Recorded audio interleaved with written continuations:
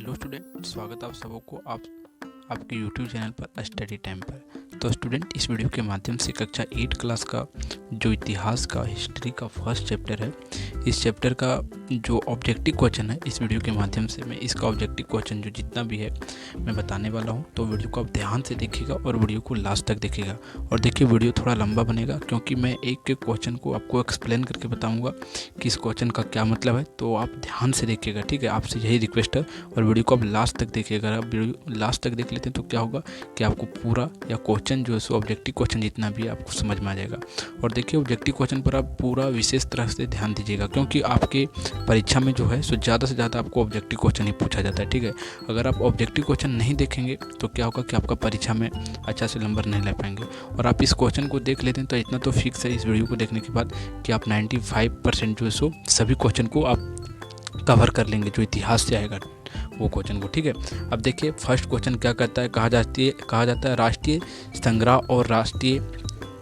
संग्रहालय और राष्ट्रीय अभिलेखागार कहाँ स्थित है। कि हमारा जो राष्ट्रीय, आपको मैंने जिस समय चैप्टर एक्सप्लेन करके बता रहा था उस समय मैंने आपको बताया है।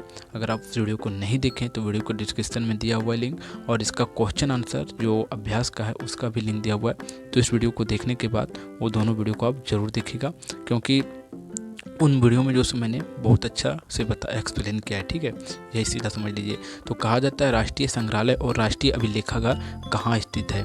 तो राष्ट्रीय अभिलेखागार जो हमारा कहाँ स्थित है, दिल्ली में स्थित है, ठीक है। देखिए, मैंने फर्स्ट जो क्वेश्चन है इसका आंसर को मैंने हाइड नहीं किया है क्योंकि आप समझ सकते हैं। अब अगला क्वेश्चन जो आपके सामने आएगा उसका क्वेश्चन को मैं जो सो छुपा के रखूँगा, हाइड करके रखूँगा, और आपको फिर अपना मन में जो सो इसका आंसर सोचना है और हमें कमेंट में बताना है कि इसका आंसर क्या होगा।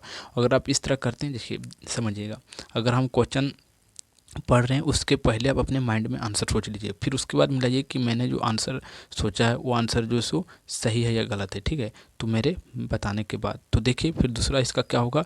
देखिए, दूसरा क्वेश्चन है, कहा जाता है भारतीय इतिहास के औपनिवेशिक युग से क्या अभिप्राय है। यानी कि जो भारत के इतिहास के औपनिवेशिक युग था उसका क्या अभिप्राय है। क्या अभिप्राय है कि ब्रिटिश काल, क्योंकि औपनिवेशिक युग हम जो सो ब्रिटिश काल को ही कहते हैं, कि औपनिवेशिक युग ब्रिटिश काल को ही कह देते हैं। अब अगला हमारा तीसरा नंबर का है, कहा जाता है इतिहास को कितने कालखंडों में विभाजित किया गया है। इतिहास को जो है सो 3 कालखंडों में विभाजित किया गया है। कितने में, 3 कालखंडों में इतिहास को विभाजित किया गया है। अब अगला हमारा कहा जाता है, चौथा नंबर का है, कहा जाता है जेम्स मिल स्कॉटलैंड द्वारा लिखित पुस्तक का नाम क्या है। जो जेम्स मिल जो है स्कॉटलैंड के द्वारा जो उन्होंने पुस्तक लिखी, उन पुस्तक का नाम क्या है। पुस्तक का नाम हमें पूछा जा रहा है। तो देखिए, पुस्तक का नाम क्या है, कहा जा रहा है ये हिस्ट ऑफ ब्रिटेन इंडिया। ये हिस्ट ऑफ ब्रिटेन इंडिया, ठीक है। इसका फर्स्ट आंसर होगा ए, होगा 4 नंबर का। अब अगला हमारा 5 नंबर का क्वेश्चन है। देखिए क्या कहा जाता है 5 नंबर का क्वेश्चन, और आप एक एक क्वेश्चन को समझते जाइएगा और मैंने एक एक क्वेश्चन पर आपको पूरा विशेष तरह के जो सो मतलब गहराई में बताते हुए आगे बढ़ रहा हूँ। देखिए, वीडियो थोड़ा लंबा बनेगा लेकिन आपको यूट्यूब पर कहीं भी और वीडियो अवेलेबल नहीं मिलेगा। हमारा जो ये वीडियो है ये आपको पूरा तरह से क्या फ्री है और कंटेंट जो सो अच्छा से आपको यहाँ दिया जाता है। तो आप हमारा चैनल का ही अधिक से अधिक वीडियो देखिएगा। अगर आप हमारा चैनल का अधिक वीडियो देखते हैं तो हमारे चैनल को आप जो सो सब्सक्राइब करके रख लीजिए, और अगर वीडियो अच्छा लगता है तो आप वीडियो को लाइक कर दीजिएगा, और इस वीडियो को अपने दोस्तों तक ज़रूर से ज़रूर शेयर कीजिएगा, जैसे कि व्हाट्सएप ग्रुप, फेसबुक ग्रुप, कहीं भी आप जो सो टेलीग्राम पर इसे आप शेयर कीजिएगा। तो क्या होगा कि आपके जो मित्र हैं वो जो सो ज़्यादा से ज़्यादा इस वीडियो को देख के सीख पाएंगे, ठीक है। तो 5वां नंबर का क्वेश्चन है, कहा जाता है 1817 में भारत के इतिहास को हिंदू, मुस्लिम तथा ब्रिटिश नामक 3 कालखंडों में जो सो बांटने वाला स्कॉटलैंड का दार्शनिक कौन था। यानी कि जो स्कॉटलैंड जो व्यक्ति थे वो जो 3 कालखंडों में बांटा था, हिंदू, मुस्लिम और ब्रिटिश में, उसका जो दार्शनिक यानी कि उसका जो गुरु कौन था। यही समझिएगा, सीधा सीधी वही अर्थ होता है कि दार्शनिक का अर्थ होता है गुरु। तो उसका गुरु कौन था, उसका गुरु था जेम्स मिल था। कौन था, जेम्स मिल। इसका आंसर बी होगा। अब देखिए 6 नंबर का क्वेश्चन है, कहा जाता है, ध्यान से समझिएगा, कहा जाता है ब्रिटिश काल के महत्वपूर्ण दस्तावेजों को बचाकर रखने के लिए क्या बनाया गया। कि जो ब्रिटिश काल में जो महत्वपूर्ण इंपॉर्टेंट जो कागज पत्तर थे या दस्तावेज जिसे हम लोग कहते हैं, उसे कहाँ रखा जाता था। अभिलेखागार में और संग्रहालय में, दोनों में, ए और बी। इसका आंसर दोनों होगा, अभिलेखागार में भी और संग्रहालय दोनों जगह जो सो रखा जाता था। अब अगला है 7 नंबर का है, कहा जाता है अंग्रेजी काल में जनगणना के माध्यम से निम्न जानकारी प्राप्त की जाती है कि जो अंग्रेज जिस समय भारत में राज करते थे उस समय जब जनगणना करते थे तो वो जनगणना के माध्यम से क्या पता लगाते थे। कहा जाता है लोगों की संख्या, उनकी जाति, उनके उनके वयस्क और उनके उपरोक्त सभी वो जनगणना करके लोगों के सब कुछ पता कर लेते थे जो अंग्रेज काल के लोग थे। ठीक है। अब अगला हमारा 8वां नंबर का है, कहा जाता है देश के शासन अच्छी तरह से चलाने के लिए अंग्रेज ने किन बातों को विशेष महत्व दिया कि देश के जो इंडिया है उस पर जो मैं शासन कर रहा हूँ उस पर अगर अच्छी तरह से हमें शासन करना है तो किन किन बातों पर उन्होंने विशेषकर ध्यान दिया। सबसे ज़्यादा बात जो है सो उन्होंने किस पर बात दी, सर्वेक्षण की बात पर ध्यान दी ज़्यादा। तो इसका आंसर ये होगा सर्वेक्षण। ठीक है। और देखिए मैं जितना भी ऑब्जेक्टिव क्वेश्चन आपको बताता जाता हूँ, अगर आप एक बार वीडियो देख के नहीं समझ पाते तो वीडियो को 2 बार 3 बार देखिए। 2 से 3 बार देखेंगे तो क्या होगा, आपको सभी क्वेश्चन जो सो माइंड में सेट हो जाएगा और आप परीक्षा में क्या करेंगे, इसी क्वेश्चन का आप देखिए लिखिएगा नहीं। ठीक है। आपको आप समझिएगा ये सब जो सो क्वेश्चन जो अगर आप कॉपी में लिखते जाते हैं तो आपको बहुत ही दिक्कत होगा, क्योंकि इतना क्वेश्चन आप नहीं लिख पाएंगे। अगर आपको पीडीएफ चाहिए इसका तो आप वीडियो के डिस्क्रिप्शन में आप कमेंट करके बताइए कि सर इसका हमें पीडीएफ चाहिए, मैं आपको वीडियो इसका पीडीएफ अवेलेबल करा दूंगा। और वीडियो के डिस्क्रिप्शन में इसका टेलीग्राम का लिंक है, वहाँ से अगर आप चाहते हैं तो वहाँ मैंने पीडीएफ अपलोड कर दिया है, वहाँ से आप पीडीएफ प्राप्त कर सकते हैं। ठीक है। तो अगला क्वेश्चन हमारा आता है 9 नंबर का, कहा जाता है ए हिस्ट्री ऑफ ब्रिटेन इंडिया नामक पुस्तक निम्नलिखित में से किसके द्वारा लिखी गई थी। जो ये पुस्तक है, ये हिस्ट्री ऑफ ब्रिटेन नामक पुस्तक जो सो किसके द्वारा लिखा गया था, जेम्स मिल के द्वारा लिखा गया था। ठीक है। अब अगला हमारा 10 नंबर का क्वेश्चन है, कहा जाता है, समझिएगा, कहा जाता है कि शस्त्र भेद किसको कहा गया है। शस्त्र भेद जो सो किसको कहा गया है, प्राचीन पवित्र ग्रंथि को, जो प्राचीन काल की जो हमारे पवित्र ग्रंथि है जैसे कि महाभारत हो गया, भगवत गीता हो गया, ये सब को क्या कहा गया है, शस्त्र भेद और पवित्र ग्रंथ भेद कहा गया है। ठीक है। इस प्रकार से है इसका आंसर। अब अगला 11 नंबर का क्वेश्चन है। देखिए 11 नंबर का क्वेश्चन में आगे बढ़ने से आपसे रिक्वेस्ट है कि अगर आप हमारे चैनल पर अगर आप नए हैं और हमारा प्लेलिस्ट अगर आप एक बार चेक नहीं किए, प्लेलिस्ट आपको मैं इसलिए चेक करने बोल रहा हूँ क्योंकि आपके क्लास के रिलेटेड, क्लास जैसे कि आप 8 में हैं तो 8 में क्लास में तो आपके साइंस, हिंदी, इंग्लिश, मैथ और एसएसटी जितना भी आपका है, एसएसटी के अंदर आपको देखिए ज्योग्राफी है, पॉलिटिकल साइंस और हिस्ट्री है। तो इस तीनों बुकों का जो सो सबका प्लेलिस्ट ऑब्जेक्टिव क्वेश्चन का दिया हुआ है प्लेलिस्ट में, और फिर एक्सप्लेन का है, क्वेश्चन आंसर का सबका है। तो आप हमारा एक बार प्लेलिस्ट जरूर से जरूर चेक कीजिए। अगर आप प्लेलिस्ट हमारा चेक करते हैं तो क्या होगा कि वहाँ से आपको अधिक से अधिक समझ में आएगा।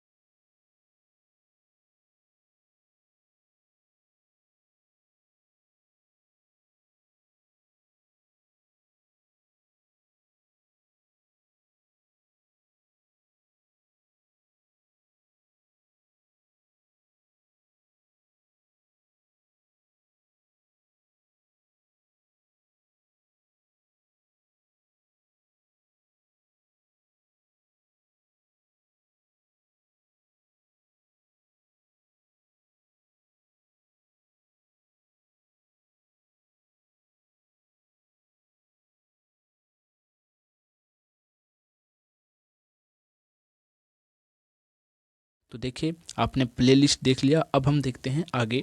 कहा जाता है भारतीय राष्ट्रीय अभिलेखागार कब बनाया गया। भारतीय अभिलेखागार जो सो कब बनाया गया, जो अंग्रेज जब भारतीय अभिलेखागार जो बनाए वो किस समय में बनाया, 1920 के दशक में उन्होंने बनाया। ठीक है। अब अगला हमारा 12वां नंबर का क्वेश्चन है, कहा जाता है एक वक्त में इतिहासकार किस चीज़ के जादू में खोए रहते थे। कि एक समय का बात है कि इतिहासकार जो थे वो किन चीज़ों के बात मतलब किस चीज़ को ज़्यादातर लेकर वह खोए रहते थे, यानी खोए रहने का मतलब ये होता है कि ज़्यादा उसके बारे में सोचते रहते थे। तो तारीख के बारे में, ठीक है, कि तारीख कहाँ से ढूंढा जाए। और आपको मैंने एक्सप्लेन करके जब बता रहा था वीडियो में, तो वहाँ मैंने बताया कि तारीख इतिहास में बहुत महत्व होता है। तारीख का महत्व इसलिए होता है कि जैसे कि आप सुने होंगे कि भारत में जो सो भारत में सबसे पहला क्रांति कब हुआ था, 1857 में हुआ था। तो 1857 में हुआ था, तो तारीख तो इम्पोर्टेंट है ना। अगर तारीख हमें नहीं पता होता तो पता चलता है कि भारत में पहला क्रांति कब हुआ था, या किसी देश से युद्ध हुआ था, जैसे प्रथम विश्व हुआ, द्वितीय विश्व युद्ध हुआ, तो उनका डेट हमारे पास पता है, ठीक है। अगर डेट नहीं होता तो क्या हम जान पाते हैं कि क्या हुआ है, क्या नहीं हुआ, कब हुआ है। ऐसा लगता है कि ये सब मनगढ़ंत कहानी है। लेकिन अगर हमारे पास डेट है, प्रूफ है, तो इससे पता चलता है कि इतिहास में जो सो तारीख का बहुत ही महत्व होता है। अब अगला 30 नंबर का कहा जाता है लॉर्ड वर्ने हेस्टिंग भारत के गवर्नर जनरल कब बने। जो लॉर्ड वेरन हेस्टिंग भारत के जो गवर्नर है वो कब बने, 1970 में बने या कब बने। भारत का जनरल कब बने थे, समझिएगा। कहा जाता है गवर्नर, वो कब बने के 13 नंबर का क्वेश्चन है। 1773 में बना था। कब, 1773 में, ठीक है। अब अगला हमारा 14 नंबर का क्वेश्चन है, समझिएगा। कहा जाता है कि कुछ लोगों की इतिहास के बारे में क्या धारणा थी, कि कुछ लोग इतिहास के बारे में कुछ अलग सोचते थे।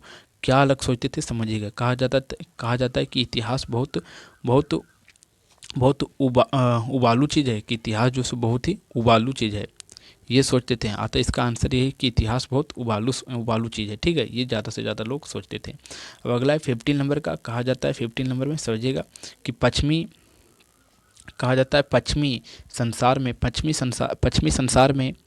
संसार में आधुनिक काल में विशेषकर आधुनिक काल में विशेषता कौन सी मानी जाती थी, कौन सी विशेषता ज़्यादा मानी जाती थी। तो कौन सी विशेषता ज़्यादा मानी जाती थी, सभी। विज्ञान का विकास माना जाता, तर्क का युवा, और लोकतंत्र तथा मुक्त युवा। उपरोक्त सभी होगा इसका आंसर।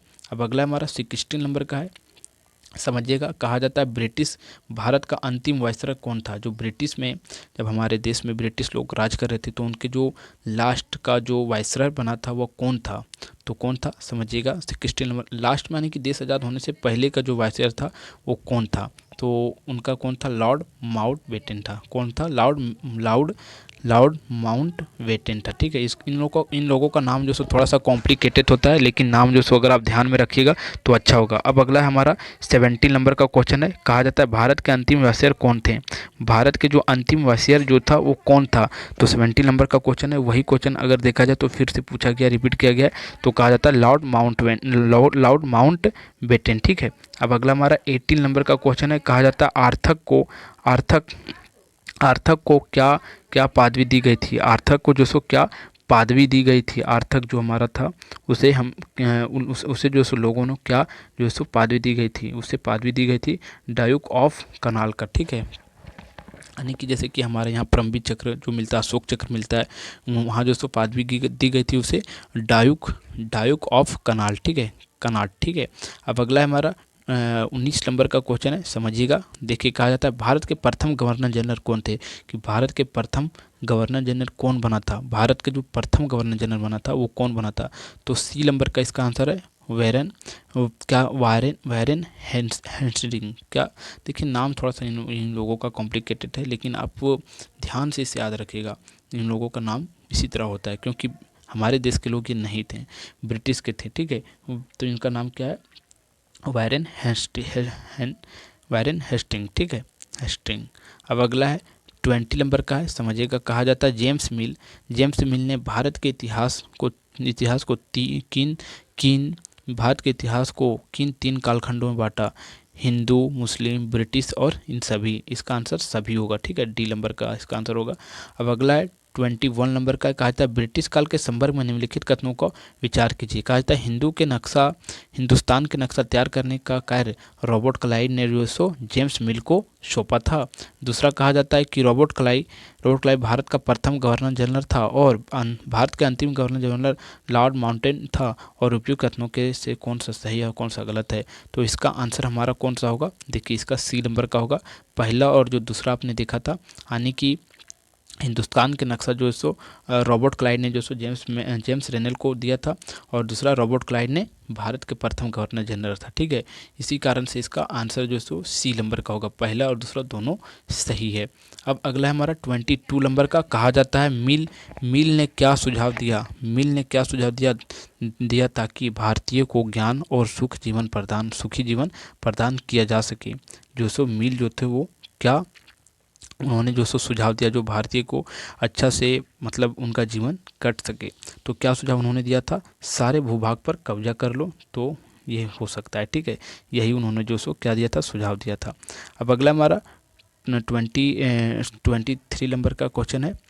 कहा जाता है निम्न में से गवर्नर के पद पर कौन नहीं रहे थे, गवर्नर के पद पर कौन नहीं रहे थे, सो कहा गया। यानी कि इनमें 4 ऑप्शन है, एक में से कोई भी आंसर होगा इसका। तो गवर्नर के पद पर कौन नहीं रहे थे, रेनेल। ठीक है, ये गवर्नर के पद पर नहीं रहे थे। अब अगला 24 नंबर का क्वेश्चन है। कहा जाता है कि भारत की पहली क्रांति कब हुई थी, भारत में पहला क्रांति 1857 में हुआ था। ठीक है, अब अगला हमारा कहा जाता है 25 नंबर का क्वेश्चन है। महारानी विक्टोरिया के तीसरा पुत्र का क्या नाम था, महारानी तीसरा जो विक्टोरिया था उनका जो सो तीसरा पुत्र का नाम आर्थक था। ठीक है, क्या था, आर्थक। अब अगला हमारा 26 नंबर का है। कहा जाता है जब एक देश दूसरे देश के नकल करके अपने में बदलाव लाता है तो उसे क्या कहते हैं, उस देश को हम लोग क्या कह देते हैं, औपनिवेशिक, क्या कह देते हैं उसे, औपनिवेशिक कह देते हैं। ठीक है, तो इसका आंसर ए होगा। अब अगला हमारा 27 नंबर का है। देखिए, कहा जाता है वारेन हेस्टिंग प्रथम गवर्नर जनरल कब बने थे। जो वारेन हेस्टिंग जो है हेस्टिंग जो है जो प्रथम गवर्नर जनरल कब बने थे वो भारत में। तो 27 नंबर का क्वेश्चन है 1773 में वो जो सो गवर्नर बने थे, भारत के प्रथम गवर्नर जनरल। अब अगला हमारा 28 नंबर का। कहा जाता है ब्रिटिश सत्ता की प्रतीक किसको कहा गया है, ब्रिटिश सत्ता का जो प्रतीक है वो किसे कहा गया है। तो 28 नंबर का क्वेश्चन है। कहा जाता है ब्रिटेनियों को। ठीक है, क्योंकि उन्होंने जो सो हमारे देश पर बहुत ज़्यादा दिनों तक राज किया है और कब्जा किया है। अब अगला हमारा 29 नंबर का। कहा जाता है भारत में अंग्रेजी शासनकाल को किस नाम से जाना जाता है, औपनिवेशिक युग के नाम से जाना जाता है। ठीक है, क्योंकि वो लोग जो सो बाहर से आए थे, इसी कारण से नाम दिया गया औपनिवेशिक युग। अब अगला हमारा 30 नंबर का है। कहा जाता है अंग्रेज के अनुसार शासन चलाने के लिए क्या महत्वपूर्ण है, अंग्रेज के लिए जो सो शासन चलाने के लिए क्या महत्वपूर्ण है, सर्वक्षण। ठीक है, क्या महत्वपूर्ण है, 30 नंबर का क्वेश्चन है, सर्वक्षण। अब अगला हमारा 31 नंबर का क्वेश्चन है। कहा जाता है लिप्टन चाय का विज्ञापन कब तैयार किया था। जो लिप्टन है वो जो सो चाय का विज्ञापन जो सो यानी कि चाय का एडवर्टाइजन जो सो मतलब जो विज्ञापन होता है, एड जो होता है, तो उसका विज्ञापन उन्होंने कब तैयार किया था। तो समझिएगा 31 नंबर का क्वेश्चन है 1922 में उन्होंने जो सो क्या किया था, चाय का विज्ञापन तैयार किया था। अब अगला है 32 नंबर का क्वेश्चन है। कहा जाता है अंग्रेज के मदद के बिना हिंदुस्तान प्रगति नहीं कर सकता है, किसने कहा था। अंग्रेज के मदद के बिना हिंदुस्तान प्रगति यानी कि हिंदुस्तान डेवलप नहीं हो सकता है, ये कौन कहा था, विकास नहीं कर सकता है, ये जेम्स मिल ने कहा था। ठीक है, और ऐसा नहीं है कि नहीं हो सकता है, ये सब बातें कही गई थी, लेकिन अभी अंग्रेज नहीं तो क्या अभी भारत डेवलप नहीं है, ऐसा नहीं है। ठीक है, अब अगला हमारा कहा जाता है 33 नंबर का है कि भारतीय ब्राह्मण ने इंग्लैंड की ब्रिटेनियों को शस्त्र भेंट कब किया था। जो उन्होंने जो शस्त्र कुछ शास्त्र भेंट में दिया था, जैसे कि भगवत गीता हो गया, महापुराण हो गया, ये सब जो पुराने होती है उन्होंने जो सो ब्रिटेन को जो सो भेंट में दिया था। तो कब दिया था, 33 यानी कि 33वां नंबर का क्वेश्चन है 1782 में दिया था। ठीक है, अब अगला है 34 नंबर का क्वेश्चन है। कहा जाता है महत्वपूर्ण दस्तावेजों को बचाकर रखने की जगह को क्या कहते हैं। जो महत्वपूर्ण दस्तावेज होते हैं यानी कि कागज पत्तर होते हैं, उसे बचा कर रखने की जगह को क्या कह देते हैं हम लोग, अभिलेखागार कहते हैं। ठीक है, अभिलेखागार कहते हैं। अब अगला है 35 नंबर का क्वेश्चन है। कहा जाता है रॉबर्ट क्लाइव ने किससे हिंदुस्तान के नक्शे को तैयार करने का काम सौंपा था। रॉबर्ट क्लाइव जो थे वो हिंदुस्तान के नक्शा को तैयार करने का काम किसे सौंपा था, जेम्स रेनेल को। ठीक है, अब अगला और हमारा ये लास्ट क्वेश्चन है इस चैप्टर का। ठीक है, फर्स्ट चैप्टर का ये हमारा लास्ट क्वेश्चन है ऑब्जेक्टिव क्वेश्चन का। कहा जाता है 1817 में भारत के इतिहास को हिंदू, मुस्लिम तथा ब्रिटेन तीन कालखंडों में बांटा और ऑस्ट्रेलिया का दार्शनिक कौन था, यानी कि उसका टीचर कौन था, एक तरह से यही बोल सकते हैं, उनका गुरु कौन था, उन्होंने जो सो बताया था जेम्स मिल था। और इस प्रकार से इस अध्याय का जो फर्स्ट चैप्टर जो हमारा, इसका ऑब्जेक्टिव क्वेश्चन जो सो कंप्लीटेड होता है। और अगर आपको वीडियो अच्छा लगा हो तो वीडियो को आप लाइक कर दीजिए, और हमारे चैनल पर अगर आप नए हैं तो चैनल को सब्सक्राइब कर दीजिए, ठीक है। और देखिए, इस वीडियो को ज़्यादा से ज़्यादा अपने मित्रों तक शेयर जरूर कीजिएगा, ठीक है। तो फिर मिलते हैं आपको एक नए वीडियो में, तब तक के लिए जय हिंद।